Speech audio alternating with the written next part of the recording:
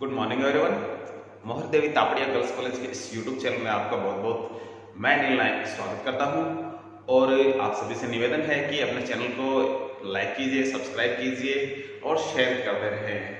तो आज हम जिस टॉपिक पर चर्चा कर रहे हैं वो है उत्पादन फलन। लास्ट वीडियो में हमने जो उत्पादन फलन के बारे में चर्चा करी थी उसी को हम आगे बढ़ाते हैं। तो उत्पादन फलन के बारे में हमने जाना था कि उत्पादन फलन क्या होता है, और हमने ये जाना कि इनकी मान्यताएं क्या है, और हमने कॉब डगलस जो एक अर्थशास्त्री थे उनका जो उत्पादन फलन है उनके बारे में हमने अध्ययन किया था। तो ये हमारे 3 टॉपिक लास्ट के थे। आज हम उसी टॉपिक को, अपने जो उत्पादन फलन के जो टॉपिक है उसी को हम आगे बढ़ा रहे हैं। तो अपने जो इस उत्पादन फलन के जो टॉपिक में जो अब आगे आज चर्चा करने वाले हैं वो है इसके प्रकार की। उत्पादन फलन कितने प्रकार का होता है? तो उत्पादन फलन 2 प्रकार का होता है मुख्य रूप से। तो इसकी जो पहला प्रकार है वो है अल्पकालीन और दूसरा है दीर्घकालीन। अल्पकालीन उत्पादन फलन और दीर्घकालीन उत्पादन फलन। अल्पकाल में हम बात करेंगे, सबसे पहले 1 बाय 1 चलेंगे। अल्पकालीन उत्पादन फलन, अल्पकालीन उत्पादन फलन। अल्पकालीन उत्पादन फलन के अंतर्गत हम उत्पत्ति के जो 3 नियम हैं उनके बारे में हम पढ़ते हैं। अल्पकाल में जो 3 नियम वो कौन से? उत्पत्ति वृद्धि नियम, समता नियम और ह्रास नियम। अल्पकालीन उत्पादन फलन में 3 नियम बनते हैं: उत्पत्ति,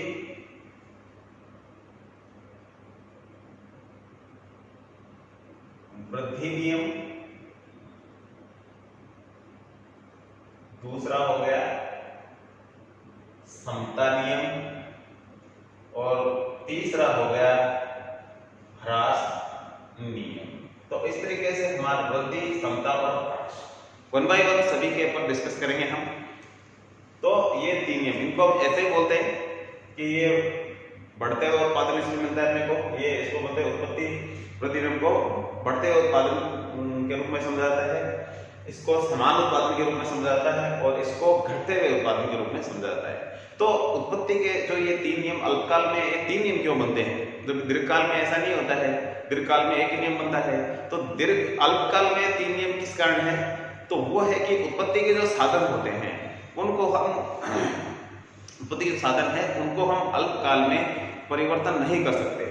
ठीक है, उत्पत्ति के जो मुख्य साधन हमने जिनके बारे में चर्चा करते हैं, भूमि, पूंजी, श्रम और साहस, और संगठन को भी शामिल करते हैं। बट अभी 4 का नाम लेते हैं हम, कि भूमि, पूंजी, श्रम और साहस। तो इन उत्पत्ति के साधनों को में क्या है, हम आसानी से परिवर्तन नहीं कर सकते। तो आसानी से परिवर्तन नहीं होने के कारण जो हमें ये 3 प्रकार की कंडीशन देखने को मिलती है वह उत्पत्ति वृद्धि नियम की, समता नियम की और ह्रास नियम की। ठीक है, तो यदि कोई पूछे बीच में आपसे कि ये 3 नियम क्यों होते हैं, तो आप बता सकते हो कि उत्पत्ति के जो साधन है अल्पकाल में हमको आसानी से उसमें चेंज नहीं कर सकते, तो चेंज नहीं होने के कारण 3 प्रकार की कंडीशन देखने को मिल सकती है। तो आज हम सबसे पहले इस टॉपिक में चर्चा करने वाले हैं 3 में से, वो है उत्पत्ति वृद्धि नियम। इस नियम के अनुसार क्या होता है कि उत्पत्ति के किसी एक साधन को परिवर्तनशील और अन्य को स्थिर, या आप ऐसे बोल सकते हैं उत्पत्ति के एक साधन को स्थिर और अन्य को परिवर्तनशील, यानी कुछ को परिवर्तनशील मानना और कुछ को स्थिर मानना है। तो हम इस तरीके से बोल सकते हैं। तो किसी उत्पत्ति के एक साधन को परिवर्तनशील और अन्य को स्थिर मानकर जैसे जैसे परिवर्तनशील साधन की मात्रा में हम वृद्धि करते हैं तो उत्पादन हमें बढ़ती दर से प्राप्त होता है। तो यही इस नियम का सार है, यानी जैसे जैसे हम उत्पत्ति के साधन की मात्रा बढ़ाएंगे, वेरिएबल साधन की, तो हमें उत्पादन कैसा मिलेगा? बढ़ती दर से मिलेगा। ठीक है, तो अब हम इसको एक छोटी सी तालिका, ठीक है, टेबल बनाएंगे और डायग्राम के द्वारा हम इसे बताएंगे। अब आप देखो तालिका बनाते हैं, इसमें हम लिखते हैं साधन। साधन में हम श्रम की बात कर लेते हैं, लेबर। ठीक है, ये लेबर है, एमपी और टीपी। एमपी का मतलब होता है मार्जिनल प्रोडक्शन यानी सीमांत उत्पादन, और टीपी का मतलब होता है टोटल प्रोडक्शन यानी कुल उत्पादन। ये सीमांत उत्पादन और कुल उत्पादन। तो जो हमें जो कंडीशन देखने को मिलेगी बढ़ते की या घटते की या समतामान की, वो केवल इसमें देखने को मिलेगी सीमांत उत्पादन में। तो सीमांत उत्पादन हमारा बढ़ता हुआ मिलेगा, ठीक है। टोटल प्रोडक्शन तो तीनों ही कंडीशन में बढ़ता हुआ आएगा, ठीक है, चाहे समता नियम हो, चाहे ह्रास नियम हो, चाहे वृद्धि नियम हो, ठीक है। तो टोटल प्रोडक्शन तो तीनों में ही बढ़ता आएगा, लेकिन जो सीमांत उत्पादन मार्जिनल प्रोडक्शन जो है उसमें ही हमें पता चलता है कि उत्पादन घट रहा है या बढ़ रहा है या समान मिल रहा है। तो इसमें हमें उत्पादन बढ़ता हुआ दिखाना है। तो जैसे हम बात करते हैं श्रम की इकाइयों की, जैसे मान लेते हैं इसकी मैं संख्या करता हूं 10, 20, 30, 40, ठीक है। तो प्रोडक्शन हमारा आता है, मैं लिख रहा हूं 100, 200, 300, 500। तो आपने देखा कि जैसे जैसे हमने वेरिएबल फैक्टर है हमारा जो लेबर है उसकी मात्रा जैसे जैसे हमने बढ़ाई है तो मार्जिनल प्रोडक्शन बढ़ता गया हमारा, ठीक है। अब टोटल प्रोडक्शन क्या होता है, मार्जिनल का ही टोटल होता है। किस तरीके से आप देखेंगे कि इसको 100 लिखेंगे, 100 और 2 100 हो गए यहाँ 3, टोटल प्रोडक्शन इन्हीं का सबका टोटल करते हैं, आगे चलते हैं। 300 300 हो गए 600 और ये हो गए हैं 11, ये 1100। तो इस तरीके से हम टोटल प्रोडक्शन भी देख रहे हैं कि बढ़ता है और ये, ठीक है। तो इस तरीके से हम देख सकते हैं कि हमारा जो सीमांत उत्पादन है वो बढ़ता हुआ मिलता है। तो ये कंडीशन है उत्पत्ति वृद्धि नियम की। अब हम इसके एक डायग्राम की बात करते हैं, इसका डायग्राम कैसा होगा। तो एक छोटा सा हम डायग्राम बना लेते हैं, यहां बनाते हैं। देखिए सबसे पहले OX OY खींचना है हमें, OX और OY। अब इसमें क्या करना है, इधर लिखेंगे उत्पादन, साधन, मात्रा, ठीक है। या हम सीधे लिखते हैं श्रम और इधर लिखेंगे उत्पादन।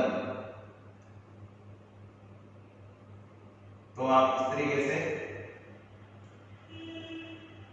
लिख सकते हैं उत्पादन और ये।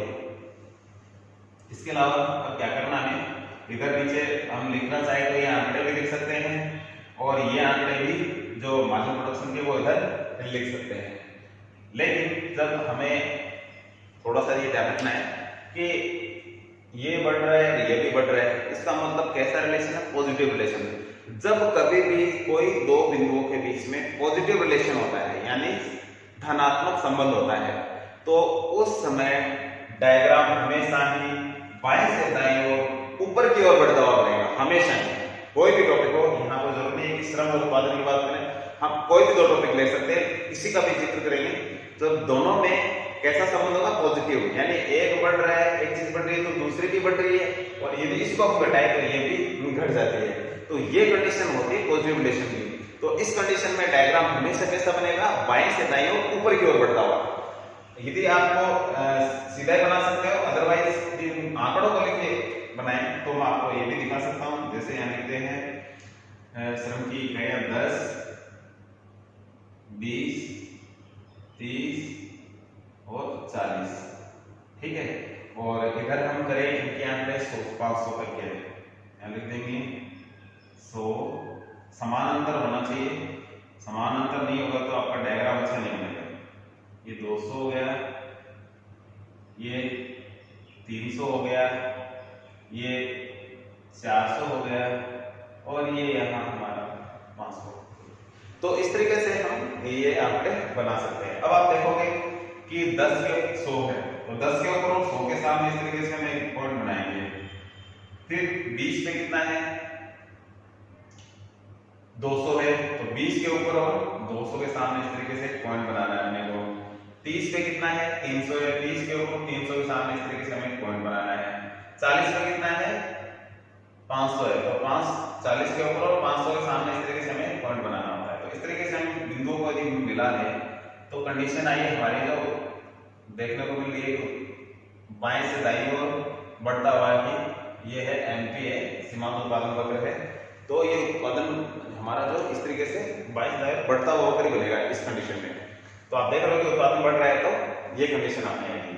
तो इस तरीके से आप ये बना सकते हो। इसके अलावा आप सीधा बनाना चाहो इस डायग्राम को तो कैसे बनाओगे, आंकड़े लिखने की जरूरत नहीं है, आप सीधा क्या लिखोगे, आप सीधा OX OY खींच लें, ठीक है, और आप इस तरीके से एक रेखा बना देंगे, ठीक है, इसको MP कहेंगे, सीमांत उत्पादन है, ठीक है। इसमें कोई दो बिंदु बना सकते हो, दिखा सकते हो कि एक घटता दूसरा घटे और एक बढ़े तो दूसरा भी बढ़े। जैसे ये प्रोडक्शन है, ये लेबर है, ठीक है, ये बिंदु है, इसको नाम देंगे, और ये बताता है L1, इसको P1 नाम दे देंगे। तो जैसे प्रोडक्शन बढ़ा, लेबर बढ़े, यानी लेबर हमने इसकी संख्या बढ़ाई, ये भी बढ़ा, इसको यहाँ बढ़ाए तो ये भी बढ़ता है, और यदि इसको घटाए तो ये भी घटता है, यदि ये बढ़ता है तो ये बढ़ता है, और ये बढ़ता है तो ये बढ़ता है, यानी दोनों ही बढ़ते हैं ऐसे कंडीशन में। तो आप ऐसा डायग्राम भी सीधा बना सकते हैं। तो इस तरीके से हम आज अभी इसका अध्ययन किया। अब हम आगे जो इसके एक टॉपिक और है इसी से जुड़ा हुआ है, उसके बारे में करेंगे, लागत के बारे में, ठीक है।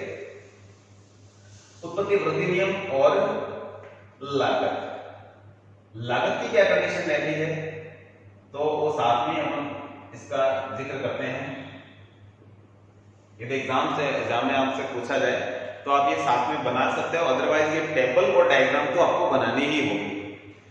ये भी और साथ में बना सकते हो तो और अच्छे से क्लियर होता है कि जो उत्पत्ति वृद्धि नियम के में लागतें हैं, ठीक है, average cost and marginal cost, सीमांत लागत और औसत लागत, ठीक है, ये घटती भी होती है, ठीक है। इनकी कंडीशन कैसी होती है, इस तरीके से, इनको हम इस तरीके से दिखाते हैं। अब इनकी क्या कंडीशन होती है, कौन सी ऊपर होती है, कौन सी नीचे होती है, तो मैं आपको क्लियर करके दिखाता हूं कि मार्जिनल कॉस्ट का एक नियम होता है। वो क्या होता है कि वो एवरेज कॉस्ट को उसके न्यूनतम बिंदु से काट के भी ऊपर की बढ़ती है, ये मार्जिनल कॉस्ट और ये एवरेज कॉस्ट, ठीक है। जब ये लागतें ऊपर की ओर होती है तो मार्जिनल कॉस्ट ऊपर होती है और एवरेज कॉस्ट नीचे होती है, लेकिन जब ये नीचे की ओर आएगी तो जस्ट अपोजिट हो जाएगी, ठीक है। कैसी कंडीशन होगी, आप देख सकते हो इस बिंदु के बाद में ऐसी ऊपर और मार्जिनल कॉस्ट नीचे है, लेकिन ऊपर की ओर बढ़ाएंगे तो ये, तो इस तरीके से जो ऊपर है वो नीचे हो जाएगा, तो इस तरीके से मार्जिनल कॉस्ट तो ये हो जाएगी और एवरेज कॉस्ट इस तरीके से ये हो जाएगी, ठीक है। तो आप देख सकते हो, तो इनकी कंडीशन ऐसे होती है, average cost and marginal cost. तो इनकी लागतों का लिखेंगे, उत्पादन और लागत। तो इस तरीके से ये उत्पादन है और ये लागत है, तो हम लागत का कंडीशन दिखाएंगे कि ये दोनों गिरती हुई है, ठीक है। तो लागतें घटती होने के कारण ही उत्पादन हमें कैसा मिलता है, बढ़ता हुआ मिलता है, ये कंडीशन है, ओके। तो आज का हमारा ये टॉपिक इतना ही है। आगे नेक्स्ट जो हमारा अगला वीडियो बनाएंगे उसमें देखेंगे आप जो उत्पत्ति के जो अन्य नियम है। Thank you.